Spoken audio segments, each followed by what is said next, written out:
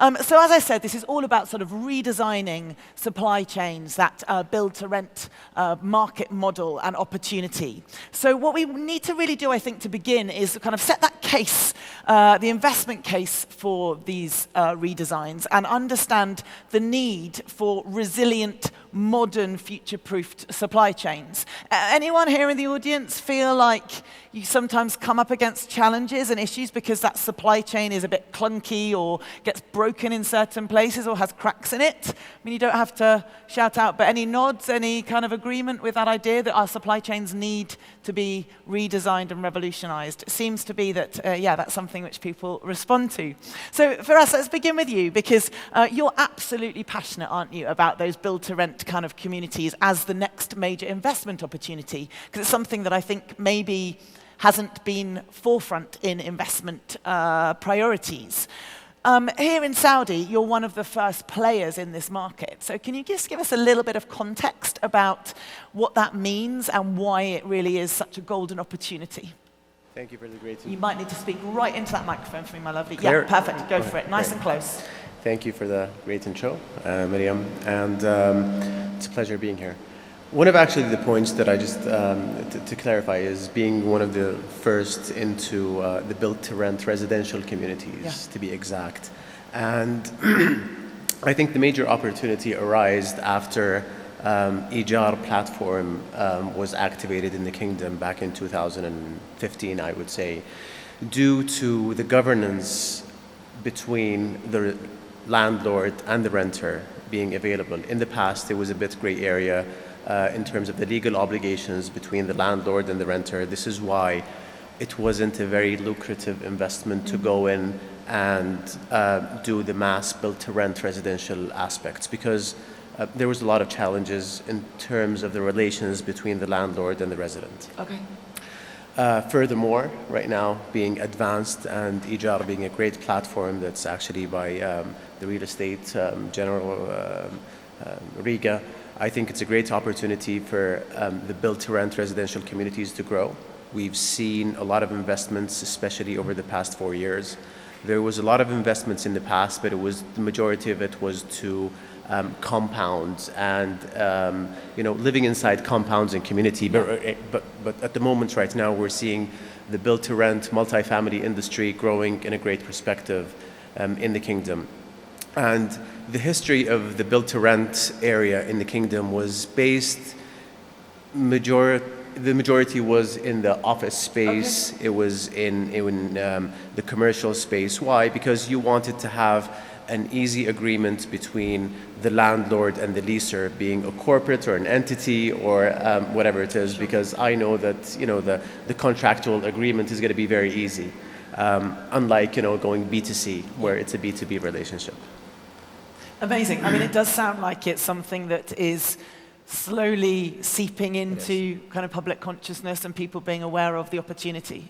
It is, and it's a very lucrative investment. It provides very steady income. The occupancy rates are great, and this is the leading investment when it comes to institutional financial firms worldwide. We see the major portfolios consisting of residential build-to-rent communities, and we've seen challenges right now internationally in the office space in major cities around the world, where we're having office space and commercial space being transformed to become residential space. Yeah. So if you look at a normal person, how many square meters or square footage would he require to actually work? So you're looking at around 12 to 14 square meters to work. On the counterpart, you would need at least a studio to live, which is no less than 25-30 meters squared. Yeah.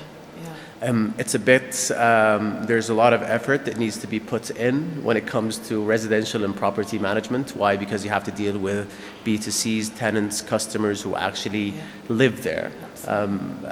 Unlike when it comes to office space and commercial space. Yeah. But it's very interesting. The scalability of it is amazing, and there's huge potential and there's a huge opportunity in the market of Saudi. And according to the latest report that we've seen from various consulting agencies, one of them was Knight Frank, I think, for the year 2025, one of the major areas of investments that was applicable to the local real estate market in Saudi was affordable housing, branded resident. Number one was built to rent, affordable housing, and branded communities. But I'm not sure if I got the order correctly or not. Sure. But I mean, as you say, the world is shifting, right? I mean, we saw it because of the pandemic in some ways, and things like office space and the way people work is changing. But if the world is shifting and new opportunities are coming up, obviously the things that support those systems also have to change, like our supply chain. So Sam, from your perspective, if more residential units are coming, if that's going to be part of the future, if that's going to be what we're seeing more of, what does that modern supply chain kind of need to look like in order to support that? Why now in our region? Why should we be doing that? Well, I think it's, first of all, good morning to everyone. I think it's important. Supply chains are so critical. I think we lose sight of how critical they are to everything we do, not just in real estate, but in absolutely everything we do. And if we think about Saudi right now in terms of the sheer number of units that are coming to market and the ones in the pipeline, one thing we can't do is have any ripples and any disruptions to that steady flow of things coming on board. And I think we've got to be careful about losing sight of how quickly a ripple can happen and have an effect. So I would say that there are two things, and the first thing is we need to build supply chains to be, one word, resilient. So yes, there's one thing having slick and efficient supply chains in terms of where your suppliers come from, where your materials are based, and how you're delivering units. But as a chief supply chain officer, your main task is actually to keep yourself out of the news. You don't want to be famous. The best chief supply chain officers are the ones that nobody knows about. I mean, yesterday we talked about wanting to be superheroes at work, but maybe not when it comes to our supply chains. If you're a chief supply chain officer, you want to be anonymous because you want to have imagined all of the scenarios that are going to happen, and you need to put in place mitigations against them because nobody knows what those ripples are going to be. Is it going to be a pandemic? Is it going to be tariffs? So you need to have almost imagined these and have mitigations against them, and have plan A, B, and C to kick in place when one of these things happens. That's the first thing. Your supply chain, absolutely, capital R, needs to be resilient. And the other thing is you need to build in choice and I guess innovation and agility. So if you think about for those who are of my age and you remember the iPod. One thing about the iPod, I'm not going to ask for a show of hands. Oh, I'm very happy to admit that I had an iPod. Right, it's not a problem. I'm not going to ask my fellow panelists either because they look quite young. But an iPod, one of the things about the iPod was it wasn't the best music device at the time. It was just the most available and customizable. If you wanted it tomorrow and in yellow, you could get one because Apple had built a fantastic supply chain. And I can tell you that one of the reasons why Apple was successful is because the current CEO was their supply chain officer, if you want to.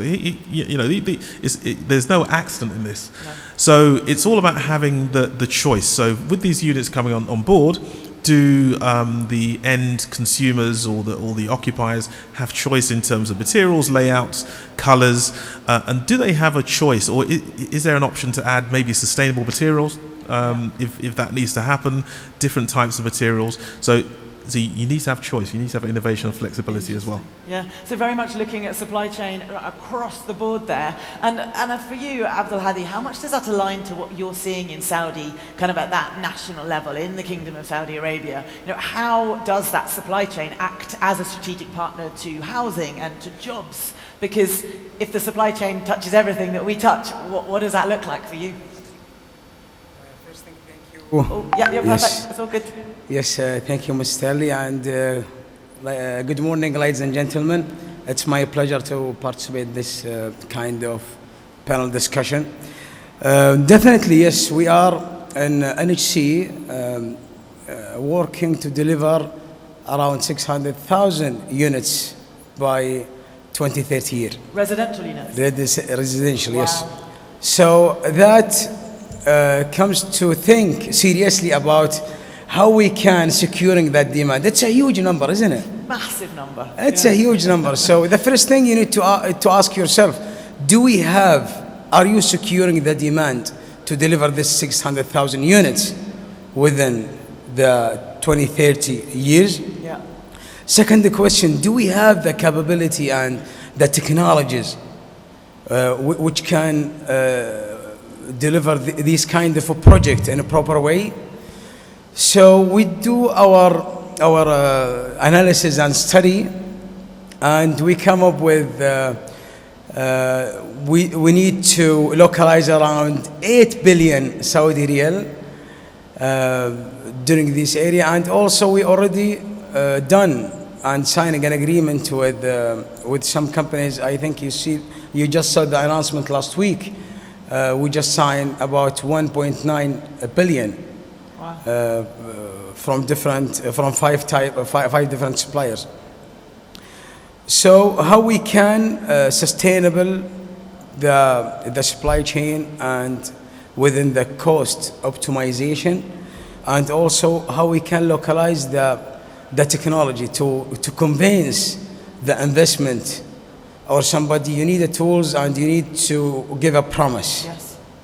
It is not something easy to convince people to come and invest a lot of millions and tons of billions to elaborate and to be a part of the market. Yeah. So yes, regarding to securing this supply chain, we have done our analysis to localize around 8 million, and we still, by the way, have 6.1 billion in the market, and we are welcoming all investors who have any idea all the time to visit us. Yeah. It is our pleasure to be a part of that investment. Yeah. Well, let's talk about what we have to do to excite people, to help people see the future, to paint that picture of the ideal scenario by giving people maybe some tools, some practical stories about how this can really benefit and have an impact. So I'm just going to turn to Faraz again for a moment. And if we are really serious about integrating these PropTech elements into our new real estate supply chains, how do we need to be thinking differently, both about the supply chains themselves, but also perhaps let's really dig into exactly what PropTech is in this context and what it can do. You're fine, it'll turn on. Okay. So in order to build your next product, you always need data. Yes. You always need inputs. And the inputs that we need in order to come to our, whatever applications that you have or whatever data that you have, you need to have certain outputs in order to curate your next product and what does it look like. So for example, I'll just give a brief context about where we come from and how we've managed to form our communities. So at Stay, in the past, we used to have not a digitalized application, but it was something very easy. You call or you text via WhatsApp, and then we take the application, tours are done, and so on and so forth. We've searched around. There's many products that do property management, international benchmarks, and there's a bit that were local or just starting up. But then through this, we decided to create our own PropTech tool that we utilized internally by getting the best practices from international property management tools. Through this PropTech, we learned so much data from applicants that you get per day, from residents, from the behavior. How are Generation Z very different from millennials? Yes. So they're different with their patterns, with their behaviors, even with their consumption. So, for example, millennials tend to rent units that are unfurnished. Why? Because they want to save money. They come from this background.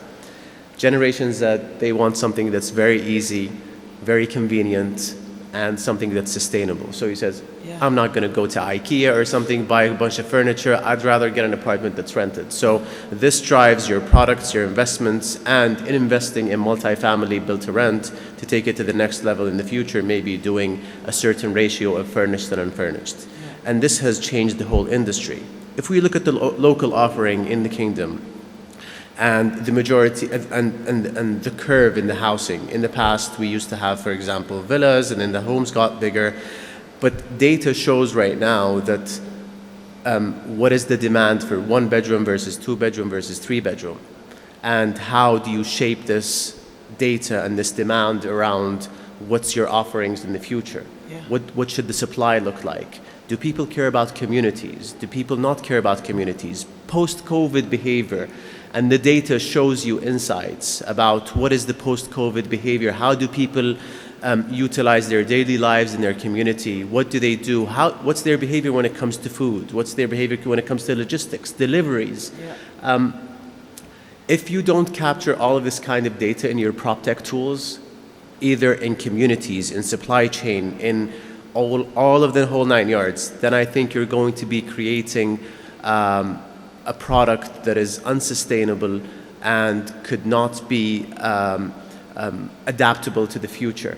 Yeah, I think it's such a helpful reminder that everything we do, even using technology, needs to be built with the end in mind. I think so often we do things because we can, or we think it's maybe what is the next big thing or what people might want. But what you're saying for us is that if we don't actually build with user intention or user behavior at its heart, then kind of what's the point? And Sam, is that something that is important when it comes to creating resilience in the supply chain? Is that all about the data and understanding what the supply chain is trying to achieve? Is data as important to you in terms of resilience, or does resilience come from other methodologies? Do I need to be boring and say data is the new oil? Because everybody says that. No, let's not be boring on my panel. So I won't bother saying that. I've heard it so many times, but data is so important. Data is so important, and actually you learn everything, you learn new things every day, and some insights that Faraz just gave were fantastic. Yeah. You're not going to make decisions unless you have that information. But obviously, look, I come from a supply chain procurement perspective, and my only take is on the more we rely on data, the more we rely on technology, the more we rely on digital. We just need to make sure we're not victims of our own success. Yeah. So we rely on technology, we rely on digital. We need to make sure that we also accept that suddenly the biggest supply chain risk comes from technology. Yeah. And that's what we need to take care of. And is it also the biggest supply chain opportunity, though? Or is it really the biggest risk?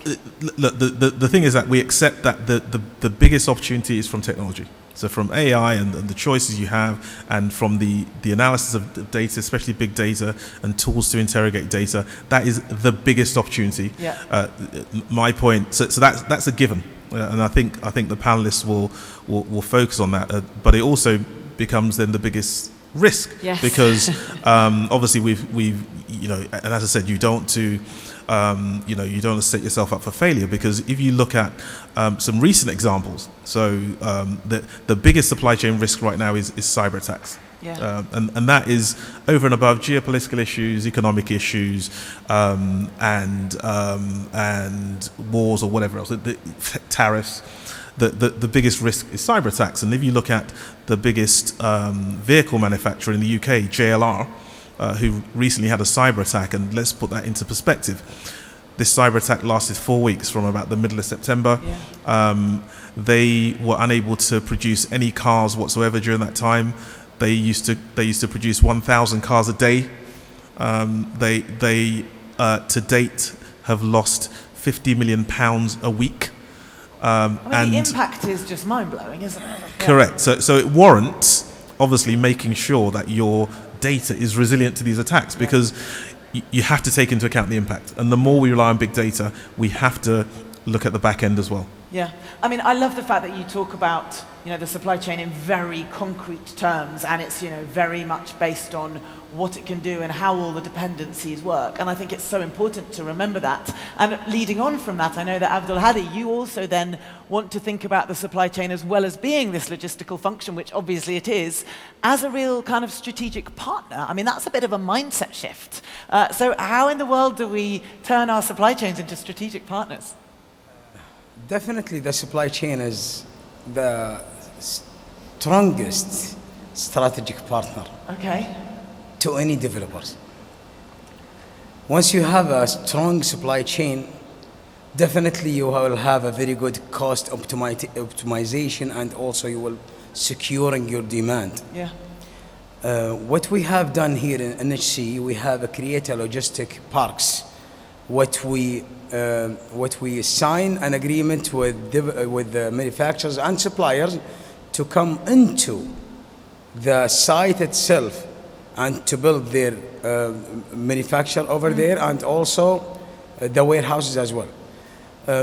who's still remembering when we request anything from China, for example, a microwave? How long was that will take? How long 40 does it take days. to get a microwave from China? Yeah. 20 days, 25 days. Last week, I just ordered a microwave from one of the Chinese websites. After around 25 minutes or 30 minutes, the door outside was knocking. Somebody is knocking the door. You're not serious. 25 minutes? And instead of 25 days, now it is 25 minutes. What that tells us, what kind of message that giving us? That supplier have a partnership in Saudi Arabia and has his own warehouses here next door. That's exactly what we are aiming to do in NHC projects. Yeah. Because of that, now we are working on 7.5 billion offtake agreements with all of these suppliers to move them from there to here in Saudi Arabia to start working on transferring their technology over here. Yeah. So because of that, yes, the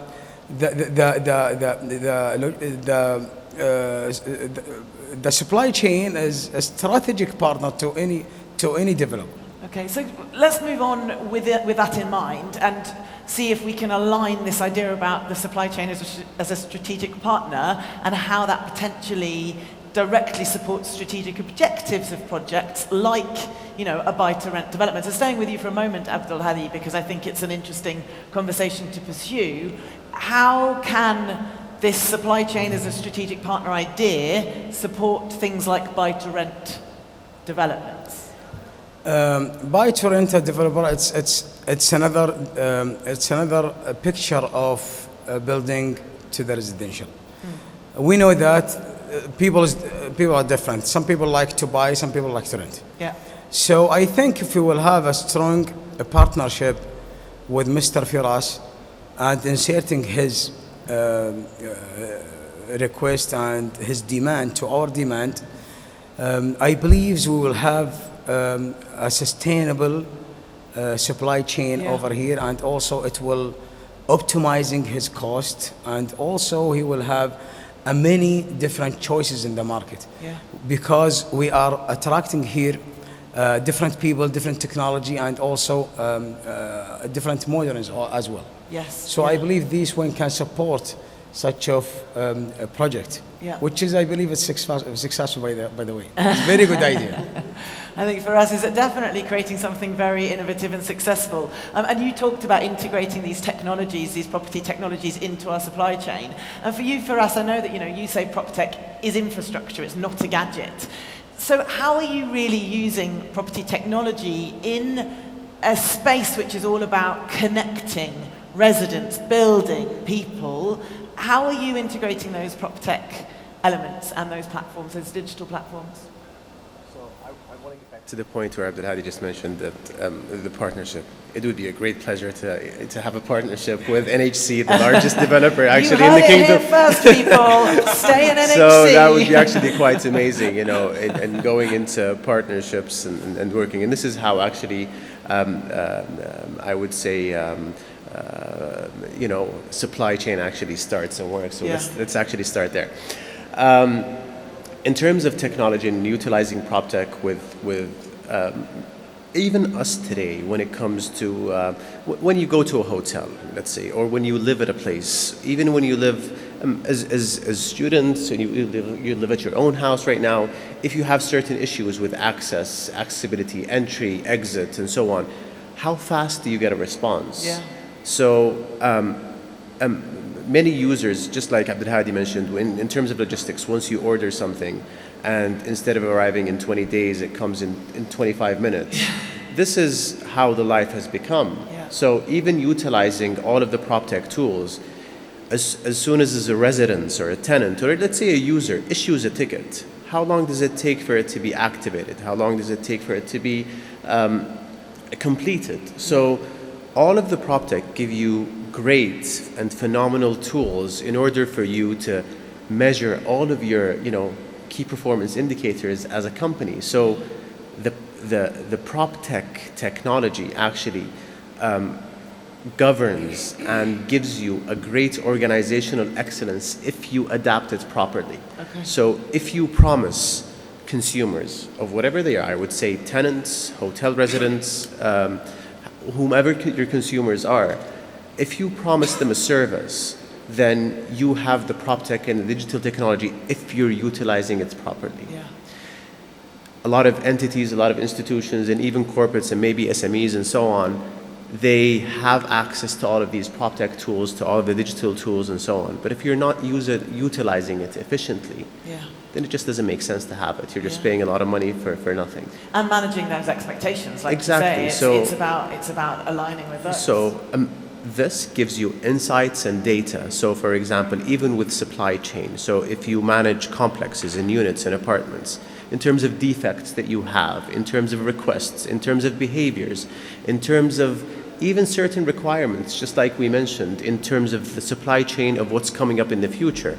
So what we're looking at post-COVID is people no longer require certain amenities. Yeah. What's the next requirement is drop-off boxes and pick-up boxes in buildings and so on. Why? Because behavior has changed. Yes. People want to come home, they want to have their products, whatever it is, their food, shippings from Amazon, from DHL, or from whomever. They want it to be safe in a drop-off box. He just opens it and picks it up and just goes directly to his unit. Yeah.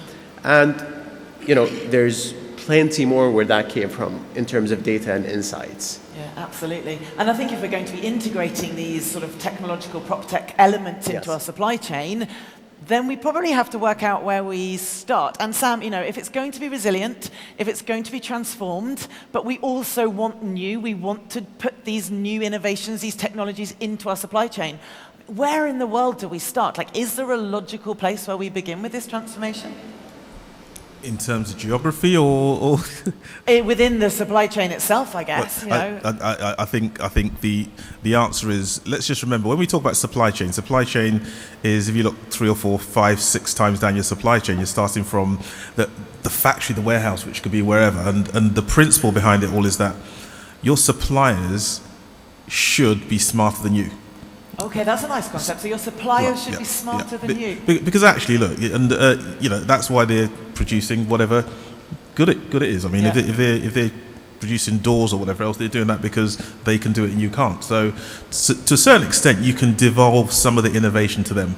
So if they know what your core business is, if you're in a buy to rent environment, I'm sure that these suppliers, if they're global suppliers, have been in this situation before. So if you involve them in that conversation, in that decision making, in the strategy, they should be able to help you come up with the solutions that are applicable to your business. So I would always say, involve your suppliers, your supply chain, all the way down the supply chain as partners. Yeah. Don't have a transactional relationship where you come up with the solutions and say, we want this, this, and this, and therefore we want you to provide us with this. Yeah. Because as has been said before, behaviors are changing, and a lot of these suppliers would have seen these scenarios happen in their other involvements with other clients, and they can help you come up with solutions and help you not to make the same mistakes as others have. Yeah. I mean, if we're looking for these sort of collaborations, Sam, do you think that there are any particular blind spots that either that exist at certain parts of the supply chain which you just come across over and over again, and you're like, if I could fix one thing, it would be that? Is there anything that you see regularly? From a procurement and supply chain perspective, it is always the visibility across your entire supply chain. That's where people are blindsided. Yeah. And that's where serious issues have happened in terms of brand issues. Or I spoke about JLR recently. The cyber attack did not originate from their tier 1 supplier. Right. They work with 700 companies in the UK. Wow. And 120,000 staff, right? So this happened somewhere down the supply chain, but the systems are integrated. Yeah. So the biggest blind spot is not having full visibility all the way throughout your supply chain.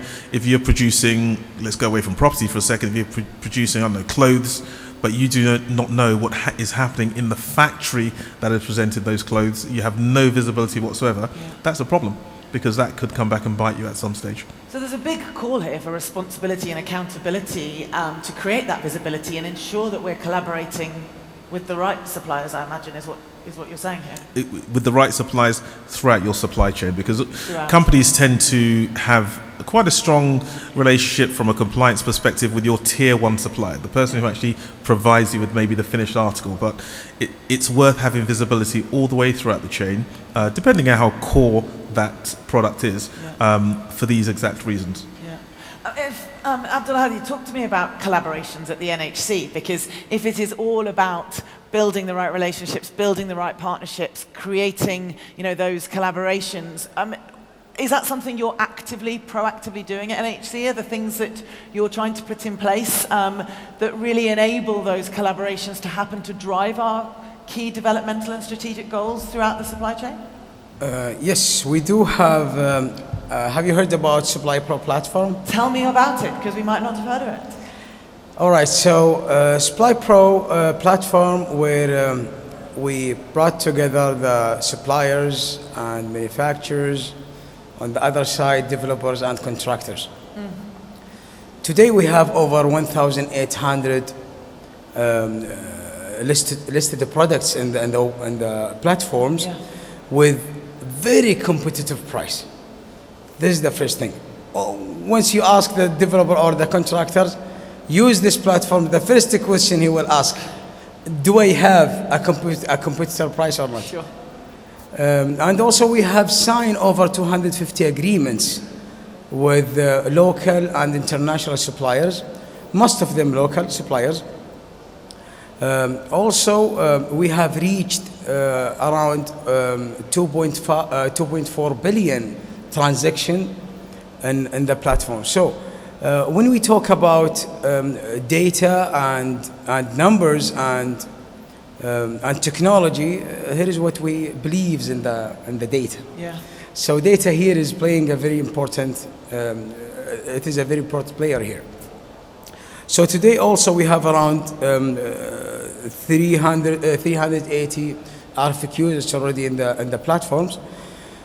So what the developer or contractor need to do today? He need only to raise a request. Immediately that request will go to the supplier, depend on the quantity and their capacity. And also we go beyond that a little bit. We are financing right now the developers and contractors as well. So we have a product called Buy Now and Pay Later. Okay. Which is a lot of contractors love it and like it. I bet they love that, Buy Now, Pay Later. They will secure their cash flow for a while. It's almost as good as buy one, get one free. So yes, that's what we have done in NHC, the Supply Pro, one of the most important platform that we are using, and also we are noticed every day. It's growing. Yes. Positively. So which is giving a very good sign. People will start relying on that. Yeah, well, it sounds like a brilliant tool, and it creates visibility and also collaborations, which is what we're talking about. So sticking on this topic, just to kind of probably wrap up actually, but for us, you had to build your own tool because the off-the-shelf PropTech solutions didn't work for you, but that's not always been the main thing. I mean, I know it's important and it's been an important integration, but would you say that tool is more or less important than the relationships, the collaborations that you build? Is there a key focus for you to driving the future success of Stay? So there's no preference of what comes first. Okay. And they're both important. Collaborations is very, very important. So there's many providers on the horizon. So if you're looking at the BTR industry, the build to rent, you have developers, operators, PropTech tools, residents, investors, financial institutions. So it's quite a handful to manage relationships between different segments.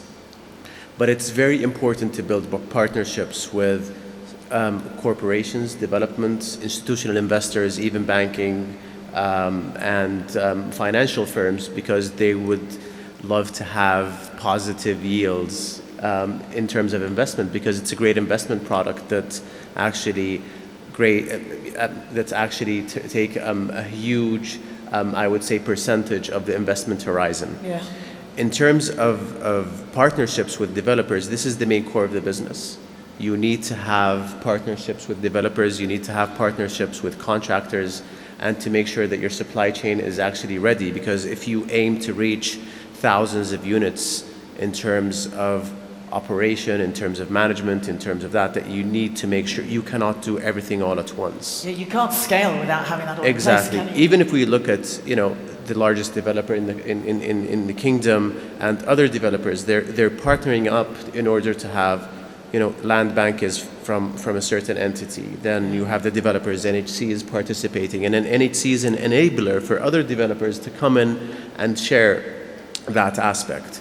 And then there other aspects of the PropTech itself. Yeah. So there's many local companies, and one of the wish, if we could just go back in time, was having as many Saudi developers like we have right now in this hall, in order to work with them ahead of time. Because like we discussed previously, the major, I would say, challenge back in the day was integrating international tools and platforms that are available off the shelf to products, local products that were provided by NHC, similar to Ijar contract. How do you link payments? How do you link the legal agreement? And I believe right now, from going back from the market more than 10, 15 years ago being a little bit untransparent when it comes to residential, to being right now, I think, the most efficient and transparent digital transactional country when it comes to residential leasing and Ijar contract. And this is something that, as investors in the industry, we're very proud of. And hats off to the enablers who made this happen. So Amazing. They actually did a great job, and this is actually PropTech. I mean, amazing. That's such a great kind of perspective to bring to the room, and it is really good to recognize and honor that. So in closing, because we really do have to wrap up this fascinating conversation, Abdulhadi, I'm just going to come to you very quickly. If you were to, give people one thing they could be doing to think about making their supply chains more of a strategic partner, how to shift that mindset, how can they all start just making that shift from tomorrow? Find a good partnership, strategic partnership, and try to localize the technology. Today, the demand is there, the numbers are there, everything is clear in the market. We know what we need, the projects are clear, the numbers are there. So think seriously today how to invest. Today, I believe we have a unique opportunity in the market. Yeah. Just what we need to do, we need to think seriously about this more. We are for sure, definitely we are here to help any investors to support offtake agreements, to join any collaboration with other partners, to find the partners. Yeah. So please think seriously about this. The opportunities is there. Don't miss it. Great, excellent. We've heard that loud and clear. Sam, resilience, so important. Let's not be head in the sand about, it's just going to work out if we just let it all run as it's always run. Where should we be starting? How should we be really committing and taking accountability for building resilience into our supply chains from tomorrow? Keep those open channels with your suppliers all the way through the supply chain. Have those difficult conversations. It's not always going to be all rosy, as you say. So Yeah. have those conversations. Have those what-if conversations, and come out with the solutions, and also come out with the scenarios, the plan A, B, and C, if things aren't going to work out exactly as you planned. Amazing. I think we can all take that message to heart. And Firas, close us out, please. You said if I'd known now if I'd known then what I know now, then it would have been a great way of building faster and better and more collaboratively. But if you could take something you know now and give it to those people as they're trying to, think about the buy-to-rent opportunity, the investment, where they should be looking, how to make sure that they're collaborating with the right people, that they're not missing out on these opportunities, what would you say from your experience is something everyone can take away with us? I would actually just say that we're in a great opportunity and a golden era right now, being in the kingdom, seeing all of these opportunities in the local market, in everything when it comes to PropTech. Yeah. real estate, build to rent. Many, many people want to be where you're at right now. Seize this opportunity, take advantage of it. Take advantage of it. We have a great vision, we have great leadership, and they're the greatest enablers that we have. And I think we should be the right investors and the right people who take advantage of this huge investment and this huge opportunity that has been given to us. So I think we're very lucky that we're here. We're very, very lucky to be in this era, and I believe the youth have great opportunities to provide for the great, prosperous future for us. Absolutely wonderful. Thank you for those closing words. If you'd like to connect more with Firas and learn more about Stay and the buy-to-rent opportunity and what he's doing, then please make sure you do that. If you want to hear more about NHC from Abdul Hadi, then you can absolutely connect with him. And also, Sam, I'm sure, has some supply chain advice for you all from a SIPS perspective. So thank you to my amazing three guests. Really appreciate you being with us, and thank you for this fascinating conversation.